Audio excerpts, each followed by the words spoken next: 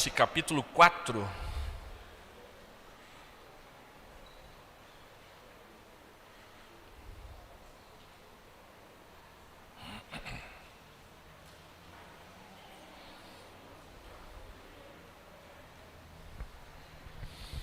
Hoje eu quero trabalhar o capítulo 4 e o capítulo 5. Essa sessão é o capítulo 4, 5 e 6.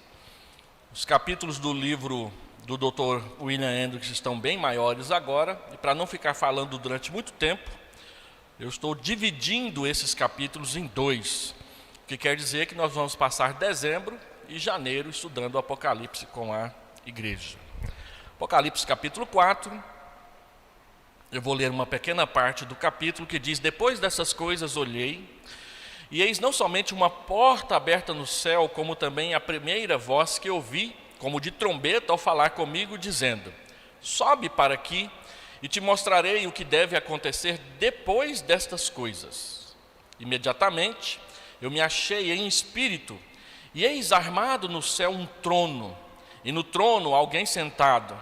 E esse que se acha sentado é semelhante no aspecto à pedra de jaspe e de sardônio, e ao redor do trono há um arco-íris semelhante no aspecto à esmeralda. Ao redor do trono há também 24 tronos, e assentados neles 24 anciãos vestidos de branco, em cujas cabeças estão coroas de ouro. Do trono saem relâmpagos, vozes e trovões, e diante do trono ardem 7 tochas de fogo, que são os 7 Espíritos de Deus. Há diante do trono um como que mar de vidro, semelhante ao cristal, e também no meio do trono e à volta do trono, 4 seres viventes cheios de olhos por diante e por detrás. O primeiro ser vivente é semelhante a leão, o segundo semelhante a novilho, o terceiro tem o rosto como de homem, e o quarto ser vivente é semelhante à águia quando está voando. E os 4 seres viventes, tendo cada um deles respectivamente 6 asas, estão cheios de olhos ao redor, e por dentro não têm descanso nem de dia nem de noite, proclamando: Santo, Santo, Santo é o Senhor Deus, o Todo-Poderoso, aquele que era, que é e que há de vir. Quando esses seres viventes derem glória, honra e ações de graças ao que se encontra sentado no trono, ao que vive pelos séculos dos séculos, os 24 anciãos prostrar-se-ão diante dele que se encontra sentado no trono. Adorarão o que vive pelos séculos dos séculos, e depositarão as suas coroas diante do trono, proclamando: Tu és digno, Senhor Deus nosso, de receber a glória, a honra e o poder, porque todas as coisas tu criaste, sim, por causa da tua vontade vieram a existir e foram criadas. Capítulo 5. Vi na mão direita daquele que estava sentado no trono um livro, escrito por dentro e por fora, de todo selado com 7 selos. Vi também um anjo forte, que proclamava em grande voz: quem é digno de abrir o livro e de lhe desatar os selos? Ora, nem no céu, nem sobre a terra, nem debaixo da terra, ninguém podia abrir o livro, nem mesmo olhar para ele. E eu chorava muito, porque ninguém foi achado digno de abrir o livro, nem mesmo de olhar para ele. Todavia, um dos anciãos me disse: não chores, eis que o leão da tribo de Judá, a raiz de Davi, venceu para abrir o livro e os seus 7 selos. Então vi no meio do trono e dos 4 seres viventes e entre os anciãos de pé um cordeiro, como tendo sido morto. Ele tinha 7 chifres, bem como 7 olhos, que são os 7 Espíritos de Deus enviados por toda a terra. Veio, pois, e tomou o livro da mão direita daquele que estava sentado no trono. E quando tomou o livro, os 4 seres viventes e os 24 anciãos prostraram-se diante do cordeiro, tendo cada um deles uma harpa e taças de ouro cheias de incenso, que são as orações dos santos, e entoavam um novo cântico, dizendo: digno és de tomar o livro e de abrir-lhes os selos, porque foste morto, e com o teu sangue compraste para Deus os que procedem de toda tribo, língua, povo e nação. Até aqui a palavra do Senhor. Deus, fala conosco nessa manhã, através da Tua palavra, para nos ensinar, para nos consolar, para chamar a nossa atenção para tudo o que o Senhor Jesus Cristo fez por nós. E assim encher o nosso coração de gratidão e mover, Senhor Deus, os nossos corações, as nossas vidas, as nossas atitudes em ações de adoração graciosas, verdadeiras e consagradas ao nosso Salvador. Bendizemos o Teu nome, em nome do Senhor Jesus. Amém e amém. Nunca é demais repetir para os irmãos que não há nada de original nas palestras que eu tenho dado aqui aos irmãos, que são mais leituras do que preleções propriamente dito. É sempre importante dizer isso para que os devidos créditos sejam dados àqueles que escrevem as obras. Então, tirando os comentários extras que a gente faz, e esses não estão aqui no esboço, alguns irmãos têm me pedido o esboço achando que vou encontrar os meus comentários, eles não estão lá. Lá só está o livro cru, com algumas pequenas modificações para facilitar o controle aqui na apresentação para os irmãos. Aqueles irmãos que quiserem fazer perguntas, ficam à vontade para fazê-lo. Eu sei que a minha característica é muito de monólogo, e aí o sono bate mesmo, né? E eu vejo, não tem problema não, eu vejo, tá bom? E não fico com raiva de ninguém se dormir aqui. É melhor dormir aqui do que dormir lá no banco da praça, não é? Então é isso. Então, hoje nós vamos começar a falar sobre os 7 selos. Os 7 selos, propriamente dito, estão no capítulo 6. Hoje nós vamos trabalhar a visão do trono, que é central para a nossa adoração e para o entendimento do livro do Apocalipse. Lembre-se que nós estamos ensinando uma forma de interpretação que é conhecida pelo nome de paralelismo progressivo.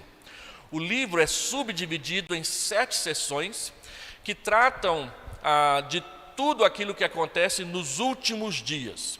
Os últimos dias, segundo as Escrituras Sagradas, é tudo o que acontece entre a primeira vinda do Senhor Jesus e a segunda vinda do Senhor Jesus. Tudo o que acontece dentro desse período, a Bíblia chama de últimos dias. Como o Senhor Jesus Cristo não voltou ainda, então nós estamos, a Igreja Presbiteriana de Vila Nova, o Brasil, as nações no ano de 2023, dentro dos últimos dias. Tá certo? E a forma como ele subdividiu é que cada sessão, ela não é uma depois da outra, elas são paralelas. Todas elas tratam da revelação de Deus, da história da redenção, entre a primeira vinda e a segunda vinda. Quando termina uma sessão, que geralmente termina falando sobre o fim, o juízo final, as últimas coisas, volta-se para o início e cada sessão trabalha assim, de modo que você vai encontrar paralelos entre uma sessão e outra. E à medida em que o livro avança para o seu final, quanto mais para o final do livro, mais se referindo às coisas do fim. Então, quando você chega lá no capítulo 20 e 22, nós estamos tratando exclusivamente do juízo final, da vida no céu, da nova terra, do novo céu e da eternidade com o nosso Deus. Essa é uma visão geral do que nós chamamos de paralelismo progressivo, e gastamos as nossas 5 primeiras aulas mostrando e falando sobre esse método. Quando nós entramos na sessão de hoje, sempre que na história da igreja, ou sempre que na história a igreja é fiel à sua vocação e dá testemunho da verdade, sobrevirão tribulações. Tribulação e perseguição, fidelidade a Deus e tribulações estão sempre associados na Escritura Sagrada. Algumas pessoas pensam assim: se eu for mais consagrado, eu vou ter mais paz e vou ter uma vida sossegada. É o oposto. Quanto mais consagração, mais a guerra fica feia para o seu lado. É claro que você tem paz por causa da presença de Deus, da intimidade com Ele, mas quanto mais envolvido, mais consciente, mais presente e mais participativo nós somos no grande drama da história do mundo e da história da redenção. A Bíblia diz que se alguém quer ser piedoso, prepare-se porque será perseguido. A fidelidade atrai a perseguição. Então, onde há fidelidade, há tribulação. Se a nossa igreja está experimentando dias de alegria e de vitória, junto com esses dias de alegria e de vitória, tem problemas, tem dificuldades, tem situações em que a nossa fé é provada para saber se nós estamos de fato com Deus ou não. Então, mesmo a parte desse fato, a igreja ela permanece no mundo e, consequentemente, a igreja sofre com o mundo. Os filhos de Deus não escapam aos horrores da guerra, da fome e da pestilência. Nós acabamos de passar por uma pandemia que alcançou o mundo todo e no mundo todo muitos cristãos foram tragados pela pandemia também. Nós sofremos com o mundo. William Anderson diz que a igreja precisa dessas tribulações. Precisa tanto do antagonismo direto do mundo, quanto da participação comum nos espantos que pertencem à vida terrena como resultado do pecado. A igreja também é pecadora. Ela tem constante necessidade de purificação e de aprender o caminho da santificação. E Deus usa tribulações, Deus usa perseguições, Deus usa sofrimento, Deus usa enfermidade para chamar as pessoas ao arrependimento e para chamar também as pessoas à santificação. Na visão de Deus, sofrimento, provação, tribulação, enfermidade não é algo ruim quando isso nos leva a buscar a Deus. E muitas vezes nós só buscamos a Deus depois de passarmos ou de entrarmos numa situação como essa. Às vezes, quando a saúde está bem, o salário está bom, as coisas estão andando bem em casa, a gente esquece de Deus e aí a gente vai passear, a gente vai fazer outras coisas. Então Deus manda uma enfermidade para deixar você quieto em casa e pensar um pouco nele, porque você está pensando muito em outras coisas e quase nada nele. Isso é algo que nós não entendemos direito, mas que Deus tem como instrumento útil nas suas mãos para nos trazer até Ele. Paulo reclamava diante de Deus de um espinho na carne. Ele havia pedido a Deus para que tirasse 3 vezes esse espinho da carne dele, e Deus, em vez de tirar o espinho, ele diz: a minha graça te basta. Paulo continuou sofrendo as dores, as perseguições, as mazelas do espinho da carne, mas sabendo que a graça de Deus o assistiria todos os dias. Nós, como calvinistas, gostamos de ficar puxando a sardinha para o lado de Calvino. Calvino é muito elogiado entre nós, mas poucos de nós sabemos que Calvino tinha pelo menos 24 enfermidades com as quais ele lutava todo santo dia. De gota a problemas estomacais, ele reclamava de tudo e dizia que gastava dinheiro com médico, igualzinho a gente diz que gasta e não viu os resultados que ele esperava. E ele também diz que Deus usava essas coisas para mantê-lo obediente na presença dele. Então, essas tribulações, portanto, são empregadas pelo nosso Senhor como instrumento para o nosso progresso espiritual. Deus usa essas coisas negativas para produzir em nós coisas positivas. Nós gostamos muito de citar Romanos capítulo 10, 9, 11, 28. Sabemos que todas as coisas cooperam para o bem daqueles que amam a Deus, daqueles que são chamados segundo o seu propósito. Todas as coisas cooperam para o bem daqueles que amam a Deus. Todas as coisas não quer dizer só e somente só as coisas boas. Todas as coisas boas e todas as coisas ruins. A palavra cooperar, ela vem da matemática, que é somar. Todas as coisas se somam para o bem daqueles que amam a Deus. As coisas boas e as coisas ruins são somadas para o nosso bem. E o maior exemplo bíblico disso é a história de José. José sofreu muito, padeceu, foi vendido, foi escravizado, foi humilhado, e ele disse: Deus usou tudo isso para fazer o bem. A nossa tradução diz que Deus transformou o mal em bem, mas o original hebraico não tem a ideia, o conceito de transformação, tem o conceito de soma. Vocês fizeram o mal, mas Deus fez o bem. Ele não transformou o mal em bem, ele fez o bem de tal forma que o bem suplantou, superou e usou o mal para alcançar coisas boas no final. Então, nós estamos na estrada que Deus colocou os nossos pés para percorrer.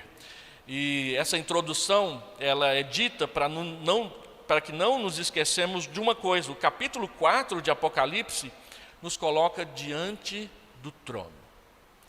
Vocês observaram que ele gastou o capítulo 4 inteirinho para descrever o trono de Deus e como ele argumenta e trabalha. Então, os capítulos 4 e 5, eles provêm a necessária correção e dá-nos uma visão do trono que rege o universo das mãos de Deus. Não são os homens que governam todas as coisas, é Deus quem governa todas as coisas. Quando nós assistimos os noticiários da televisão e do mundo inteiro, eles se concentram nas catástrofes, nos problemas, nas realizações das pessoas, mas nenhum deles se lembra, percebe que há algo que é muito mais importante que está por trás da história e que é quem de fato governa o mundo, que é o trono de Deus. E aí a palavra de Deus nos diz que no meio da provação e da tribulação, que nós aprendamos a olhar fixos naquele que é o Rei dos Reis e Senhor dos Senhores e que governa o mundo assentado no seu trono. Esse é um esquema que William Hendriksen apresenta do capítulo 4. Esse esquema é uma forma visual de nós olharmos para a descrição do trono que está aí no capítulo 4 do Apocalipse. Ele diz, verso 1: depois dessas coisas, daquilo que foi dito às 7 igrejas, eis não somente uma porta aberta no céu, mas aí o anjo diz, vem para cá. Então, a partir do capítulo 4, João sai das coisas do mundo e ele vai em espírito, em visão, ouvir, ver e partilhar da revelação que Jesus Cristo quer compartilhar com ele. Tendo ouvido as epístolas das igrejas, João retornou por um pouco ao seu estado de mente normal. E quanto tempo demorou o intervalo entre uma visão e outra não é dito no livro, mas o que é dito é que ele ainda não está em espírito. E a partir do capítulo 4 ele estará em espírito, um êxtase, uma experiência pessoal, íntima com Deus, na qual ele receberá a sua revelação. Quando uma pessoa tem uma visão, diz William Hendriksen, ela pode permanecer ainda sensível ao seu ambiente. Mas quando ele está em espírito, desloca-se para outras experiências com Deus. Quando Estevão estava sendo apedrejado e ele viu Jesus de pé ao lado do trono, ele ainda continuava sentindo as pedradas batendo no seu corpo até que ele morreu com elas. Então ele estava tendo uma visão. Mas estar em espírito, como João coloca aqui, é algo que é superior a simplesmente você ter uma visão celestial das coisas de Deus. O apóstolo João agora tem uma visão, com os olhos arregalados e surpreso, ele vê uma porta aberta no céu, que é semelhante à visão de Ezequiel, capítulo 1, versículo 1. Enquanto ele olha, a mesma voz que havia falado com ele antes, capítulo 1, versículo 10, se dirige a ele, é a voz do Senhor Jesus Cristo, ordenando-lhe, sobe para aqui. O espírito do vidente recebe a ordem para subir ao trono. Quer dizer, é claro, o trono como ele aparece na visão. Somente quando vemos todas as coisas, incluindo a nossa tribulação da perspectiva do trono de Deus, é que nós conseguimos entender a história que nós estamos vivendo no meio dela e se desenrolando diante dos nossos olhos. Então Jesus diz, sobe para aqui e te mostrarei as coisas que devem acontecer depois destas coisas. Isso, evidentemente, não pode significar mostrarei as coisas que devem acontecer após essa dispensação, porque nós estamos olhando para o livro de Apocalipse em paralelo. Então, as coisas que estão acontecendo agora e que acontecerão no futuro. Em 1,19, depois significa no futuro. Imediatamente eu me achei em espírito. Será isso o resultado da voz que o apóstolo ouviu? Ele entrou em espírito E a partir da condição de simples vidente, ele agora está num estado mais elevado disso. E aí a visão consiste em uma única figura que ensina uma grande lição. O quadro no centro representa o trono, aquele pezinho lá dentro, é o trono onde o Pai está sentado. Com seus degraus dirigindo-se a ele, esses riscos redondos ao redor são degraus, o que quer dizer que os anciãos, os anjos, os seres viventes estão abaixo do trono. E no centro do trono se assenta o Pai.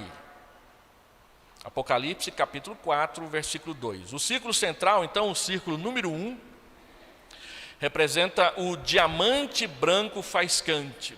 Capítulo 4, verso 3. Diamante, pastor, onde o senhor leu diamante aí? O senhor leu, parece que foi jaspe? William Hendricks diz que jaspe não é uma tradução adequada para a joia que está sendo vista aqui. Daqui a pouco eu vou mostrar uma figura do jaspe e outra do que ele defende que é o que realmente está sendo visto aqui. Mas deixa eu chegar lá. O círculo número 2, que é o sardônio, capítulo 4, verso 3. O círculo número 3, que é o arco-íris de esmeralda, tons de esmeralda, não é esse arco-íris aí, o arco da aliança que a gente está acostumado a ver. O círculo número 4, os 4 seres viventes. O círculo número 5, os 24 tronos com os anciãos, são esses quadradinhos ao redor, 24 tronos. O círculo número 6, os muitos anjos. Esse penúltimo aro é só anjo, milhões de milhões, milhares de milhares. E o círculo número 7, todas as demais criaturas em todo o universo, capítulo 5, verso 13.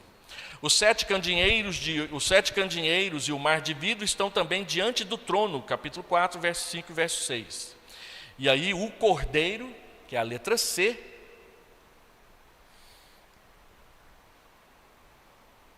se posta entre o trono e os seres viventes de um lado e os 24 anciãos do outro, capítulo 5, verso 6.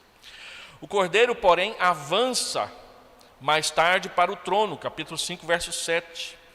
E em seguida você o vê assentado no trono com o seu Pai. Você verá isso, capítulo 22, versículo 1. Tudo isso para mostrar que o trono reina sobre tudo. O capítulo 4 é o ponto central do livro de Apocalipse. Tudo o que acontece de mal, de ruim, perseguições, dragões, bestas, taças, selos, essas coisas todas, e tudo o que acontece de bom, a vitória do Cordeiro, as orações dos santos, o repouso, a Jerusalém que desce do céu, tudo isso acontece porque o trono de Deus está no centro e governa. Estático de estar no Espírito, o apóstolo então está prestes a ver também uma visão. Se não for uma visão, será necessário imaginar que há no céu um trono material cercado de 24 tronos físicos e que o cordeiro literalmente tem 7 chifres. Então a linguagem ela é simbólica, é uma visão para ele entender um ensino ou uma verdade que Deus quer repassar para a sua igreja. Não é que você entrar num avião e vai procurar lá no céu e vai achar, quem sabe, numa nuvem específica, um trono e um monte de anjinho ao redor, né?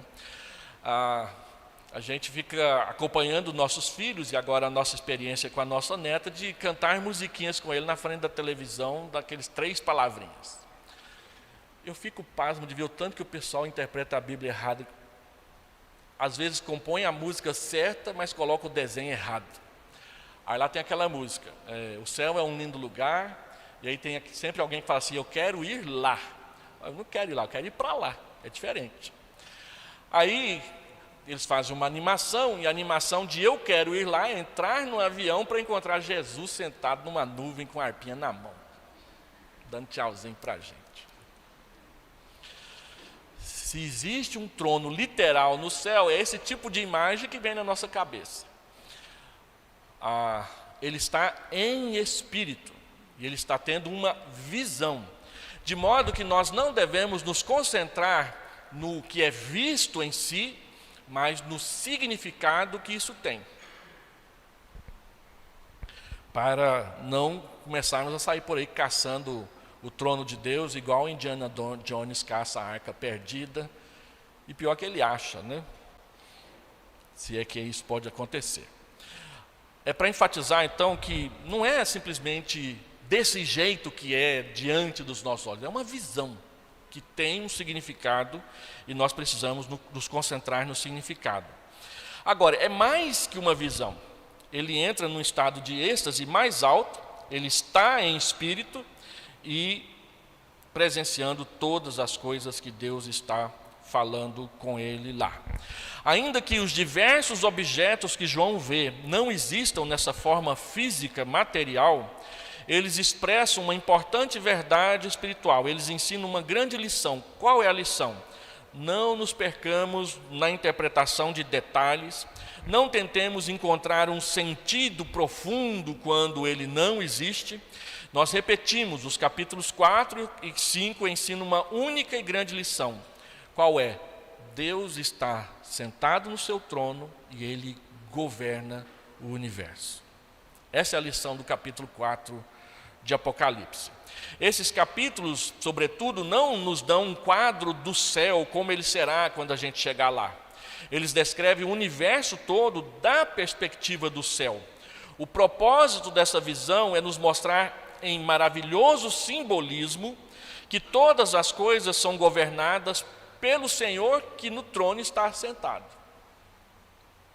Ou seja, o centro do universo é o grande trono daquele que criou o universo.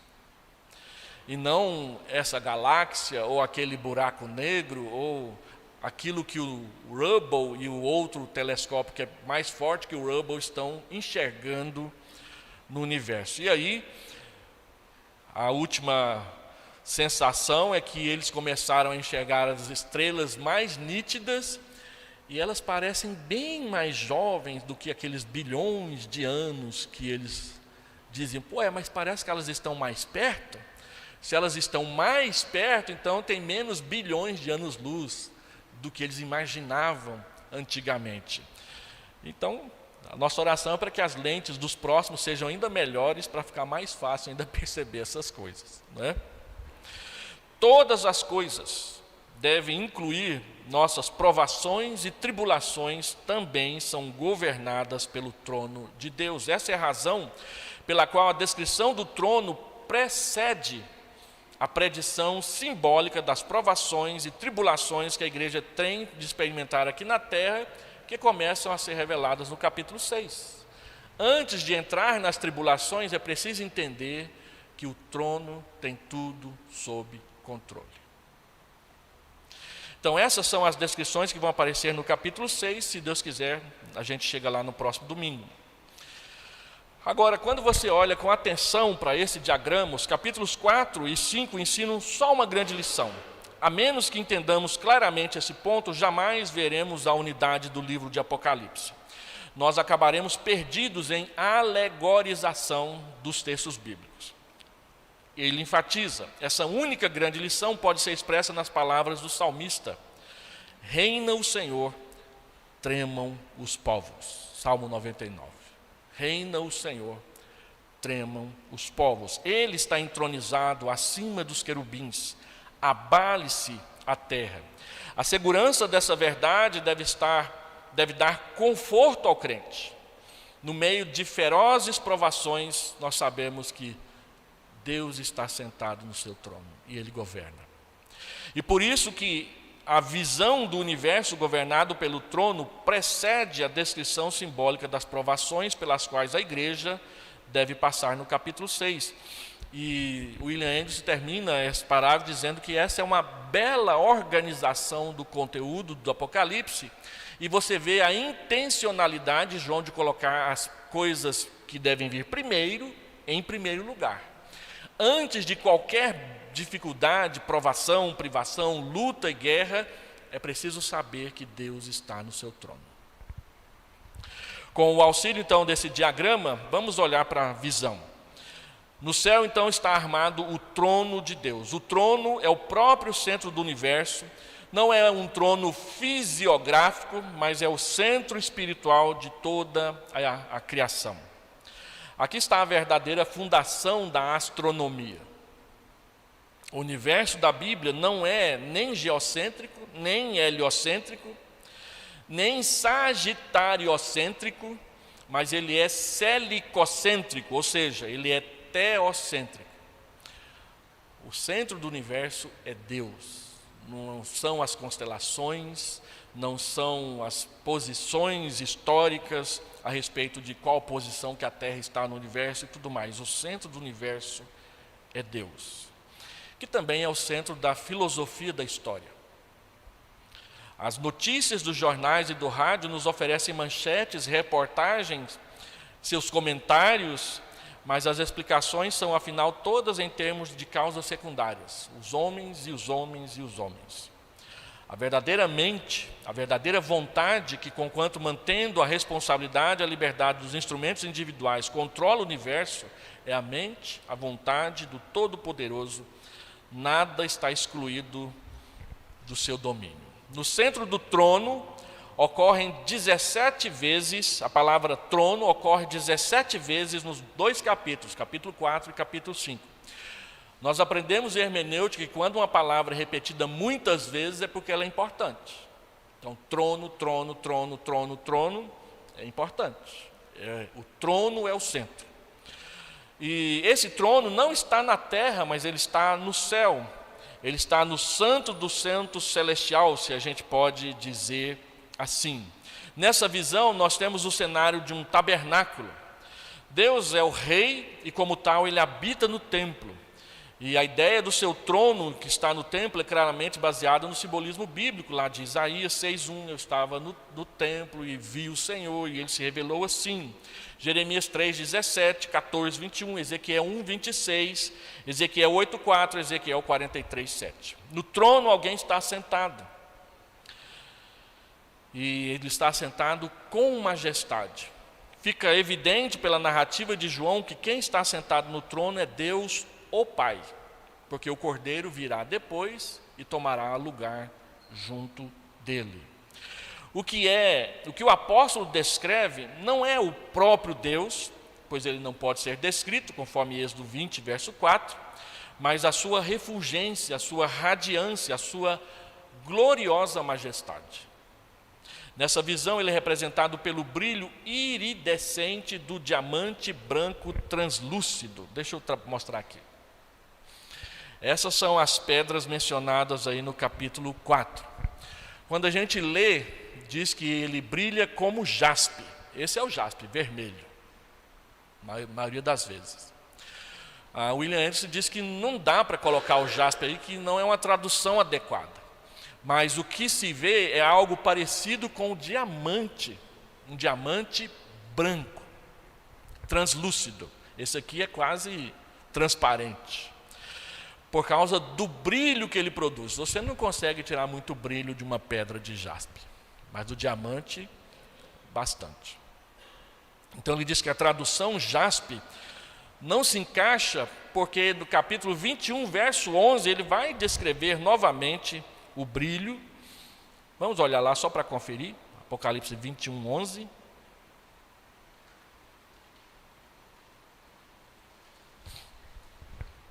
A qual tem a glória de Deus, o seu fulgor é semelhante a uma pedra preciosíssima. E aí ele coloca aqui como pedra de jaspe cristalina. Ele diz que não cabe. É melhor pensar no diamante branco do que no jaspe. Depois eu vou conferir no texto original que palavra que aparece aí, para ficar mais claro isso para os irmãos. Então ele diz, olha, é o diamante. O chão, no segundo nível abaixo do trono, é o sardônio. O sardônio mais vermelho, segundo ele, apontando para aquilo que o sacrifício de Cristo trouxe para nós. Nessa visão, ele é representado pelo brilho iridescente do diamante branco translúcido, ardente, simbolizando a santidade de Deus, e com o vermelho de sangue do sardônio, indicando que o caráter santo de Deus se expressa em juízos.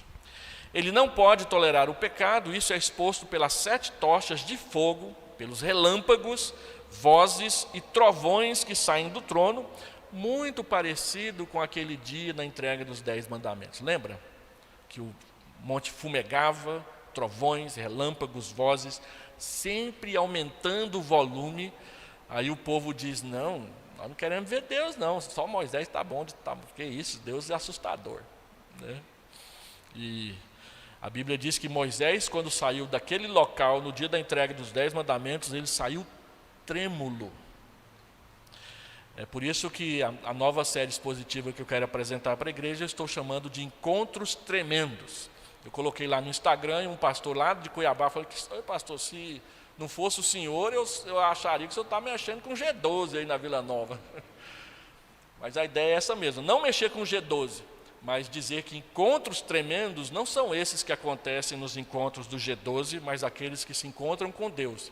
Eu separei 23, agora já estou querendo aumentar para 25, e aí nós percebemos que quando alguém se encontra com Deus, muito mais do que sair cantando glória e dizer que teve uma experiência maravilhosa, ele sai trêmulo, consciente do seu pecado e da santidade de Deus diante de nós. No entanto, ao redor do trono há um arco, que aqui ele está traduzindo por arco-íris, pela influência da linguagem egípcia. É uma aparência de verde translúcida, significando que a tempestade passou, porque o arco sempre aparece depois da chuva, para os filhos de Deus. Cristo se colocou no lugar do pobre pecador. O sol, há muito escondido, brilha agora entre as nuvens. Mesmo que a santidade de Deus não possa tolerar o pecado e deva se expressar em juízos, mesmo assim essas aflições têm o propósito da salvação do pecador e o seu desdobramento em santificação. Todas as coisas, incluindo a morte, a pobreza, a guerra, a fome, a peste, operam juntamente para o nosso bem. E a referência não é nem em Romanos 11, nem em Romanos 10, mas é Romanos 8, 28. Então, desde os seus lombos, daí para baixo, via como fogo e um resplendor ao redor dela, como o aspecto do arco que aparece na nuvem em dia de chuva. Observe que a descrição de Apocalipse é parecidíssima com a descrição de Ezequiel, que eu acabei de ler, no capítulo 1, versos 27 e 28. E aí nós vamos falar sobre os 24 anciãos e os seres viventes. Ao redor do trono, João vê 24 tronos. Sobre esses tronos, 24 anciãos. Provavelmente, é quase que unanimidade, todos interpretam que os 24 anciãos são os 12 patriarcas, filhos de Jacó, e os 12 apóstolos escolhidos por Jesus. Aí o pessoal do apostolado de hoje vai ficar tudo enciumado lá no céu, porque não vai ter trono para eles. Não vai. Ainda que eles queiram. E ainda que eles fiquem fazendo tronos aqui na terra. Mas lá no céu é só dos 12 apóstolos de Cristo e dos 12 patriarcas, filhos de Jacó. Infelizmente, eles não leem essa parte da Bíblia, né? Não vai ter trono para eles lá. Então, para que ficar exaltando esses camaradas aqui na terra? Lá no céu, os tronos são daqueles que Deus já escolheu para eles. Nem o presidente do Supremo Conselho da IPB vai ter um, viu? Pode ficar certo disso também. Então, nós comumente interpretamos que os 24 são os 12 patriarcas e os 12 apóstolos, ninguém mais. Tá? Eles vestem as vestes da santidade, são vestes brancas de linho, e sobre a cabeça deles há douradas coroas de ouro de vitória. Os 24 anciãos, sim?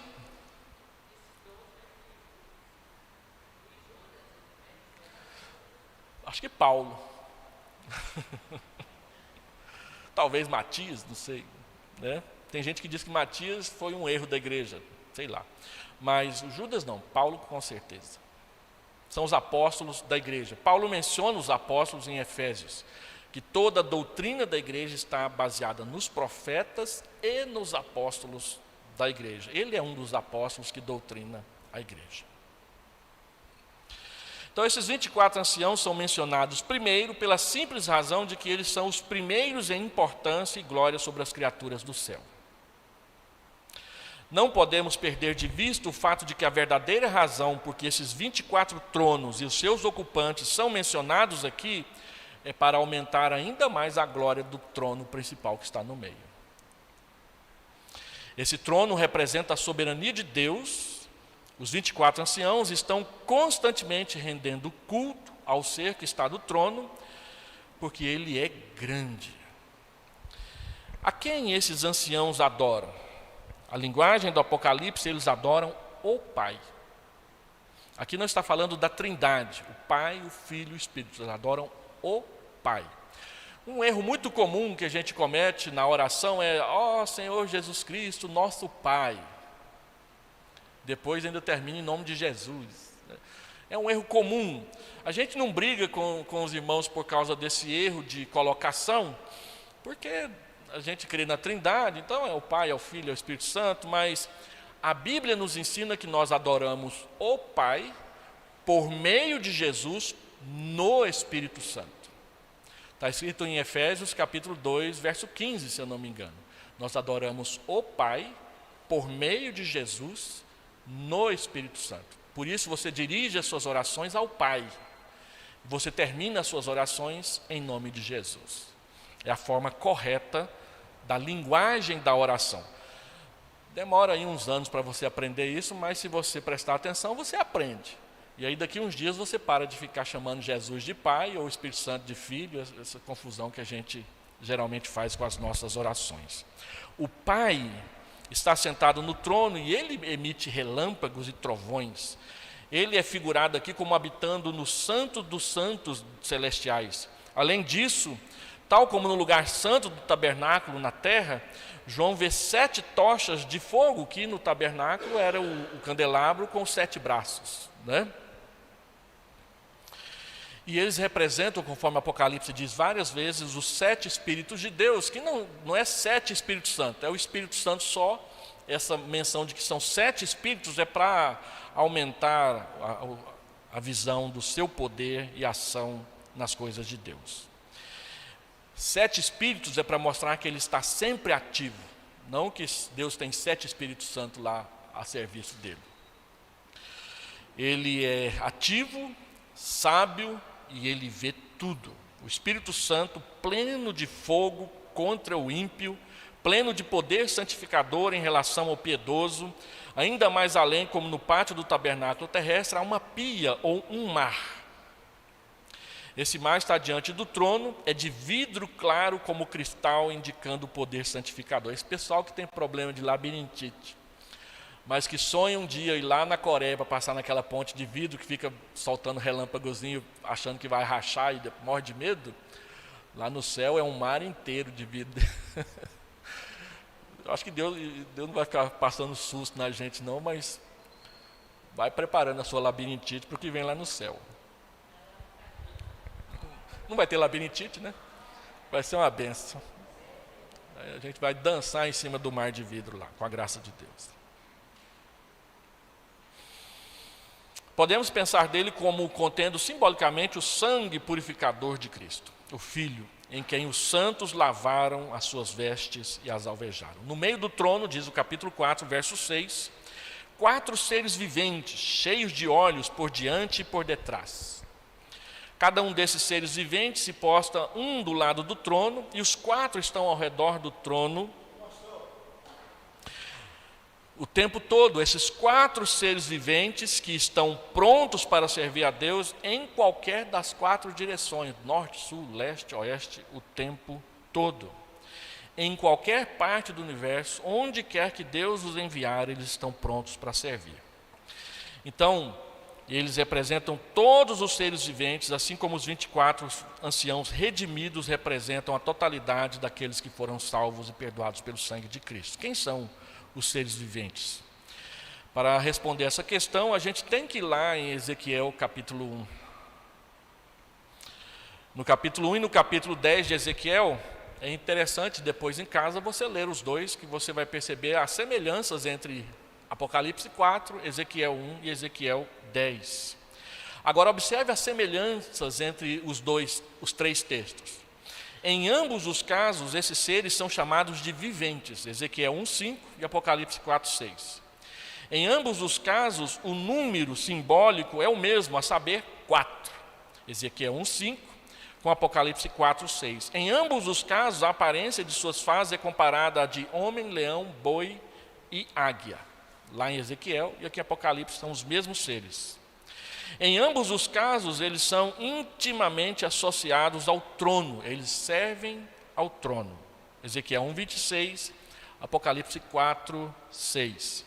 Em ambos os casos, fogo se morre do e para os seres viventes. Ezequiel 1:13 e Apocalipse 4:5.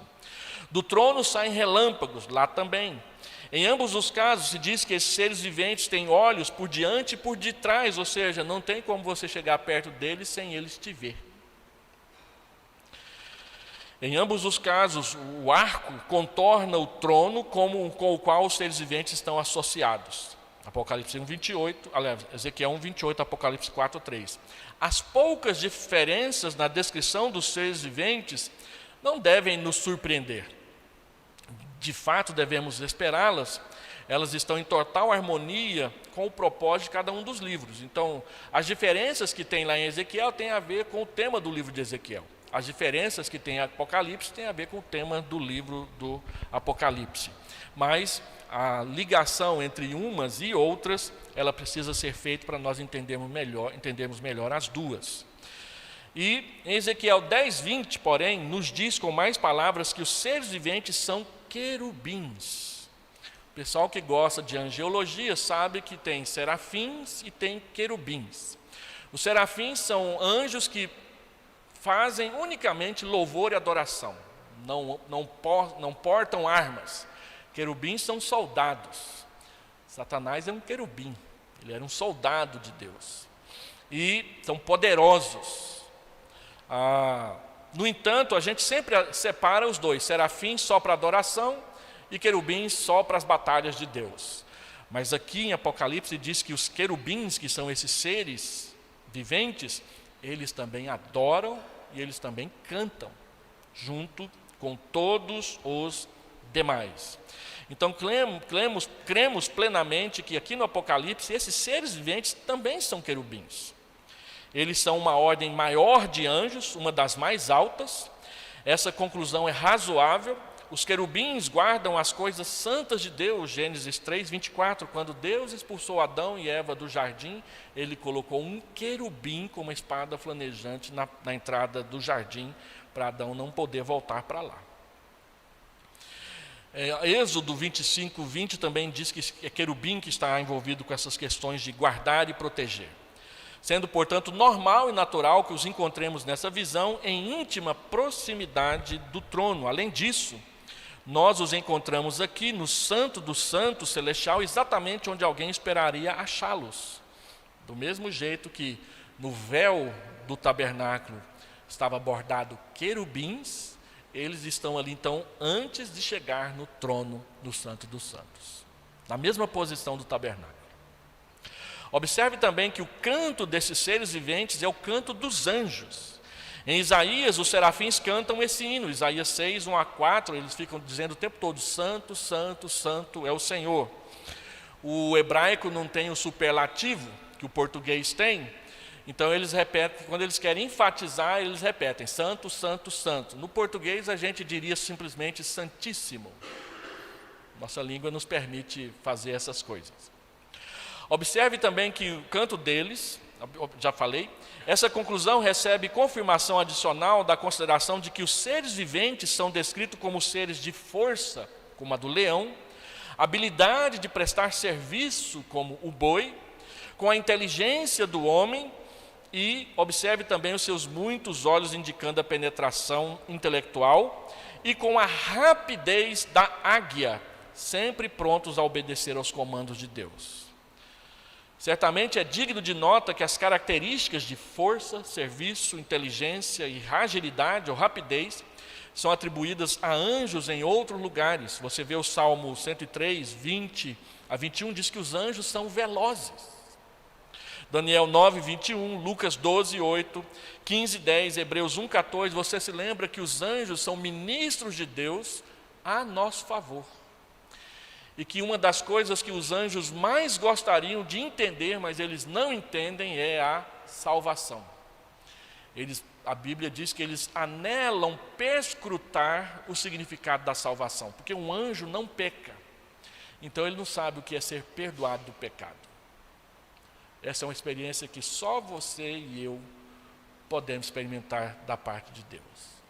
O anjo fica lá, como que é experimentar o amor perdoador de Deus? Eles experimentam o amor de Deus, mas não o amor perdoador.